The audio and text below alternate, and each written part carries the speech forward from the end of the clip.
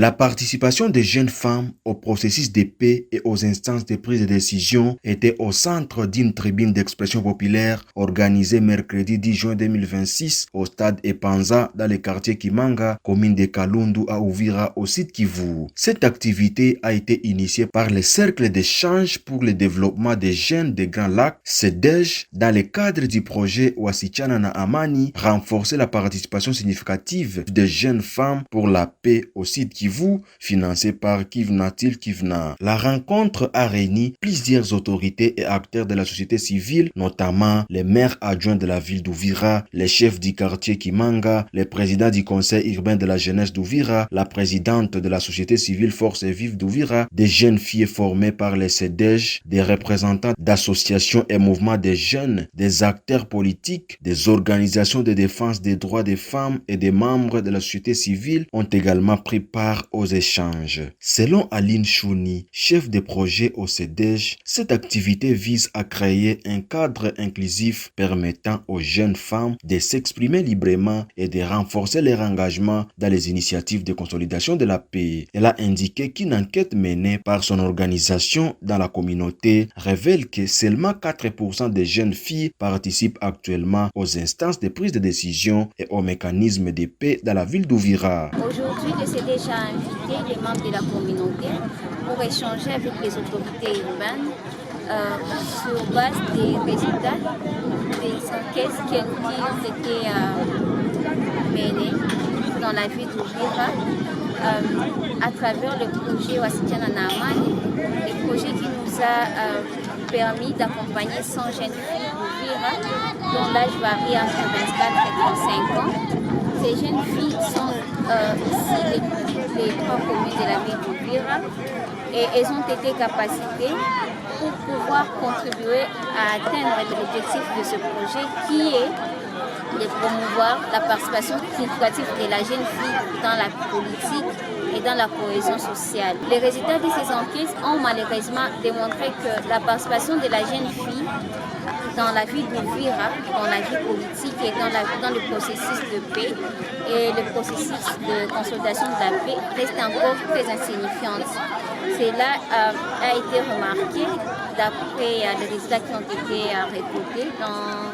les différentes communes dans lesquelles ont été menés ces résultats. Les résultats qui ont montré que les taux de connaissance de droits de la femme par les jeunes filles et les femmes qui ont été enquêtées restent encore préoccupantes. Aussi, les taux des femmes qui ont déjà eu à participer dans les sphères de décision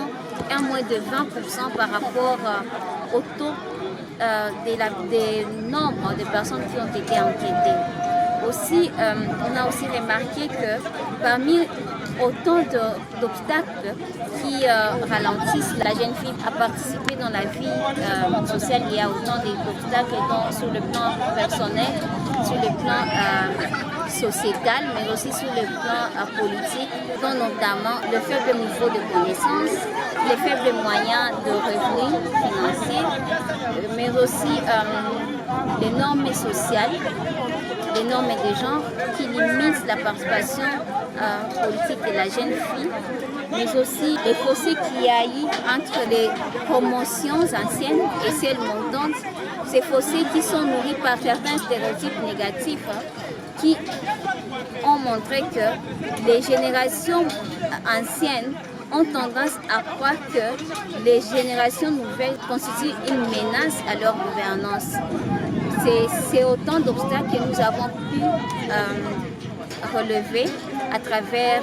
ces enquêtes qui ont été menées dans la ville d'Uvira. Face à ces constats, les participants ont profité de cette tribune pour soumettre leurs préoccupations aux autorités et intervenants. Les discussions ont porté notamment sur les obstacles qui limitent l'engagement des jeunes femmes dans la vie politique et dans les initiatives de paix. Au cours du dialogue, le maire de la ville adjoint Kifara Kapenda Kiki a encouragé les jeunes femmes à prendre conscience de leur potentiel et à s'engager davantage dans la vie politique et publique. Il les a invitées à adhérer aux partis politiques politiques, à participer aux élections et à briguer des postes de responsabilité afin de faire entendre leur voix dans les instances décisionnelles. Répondant aux préoccupations liées aux pesanteurs socio-culturelles et coutumières, Maître Valentin Angui, défenseur judiciaire près le tribunal de grande instance d'Uvira, a rappelé que la législation congolaise garantit l'égalité entre les hommes et les femmes. Selon lui, aucune femme ne peut être privée de ses droits sur la base des coutumes et des croyances religieuses, la loi demeurant supérieure à toute pratique discriminatoire. De son côté, Mustapha Amissi Issa, président du conseil urbain de la jeunesse d'Uvira, a regretté la faible participation des jeunes filles aux élections des conseils locaux de la jeunesse dans plusieurs quartiers de la ville. Il les a exhortés à saisir les opportunités encore disponibles dans les quartiers où le processus électoral se poursuit afin de présenter leur candidature aux différents postes.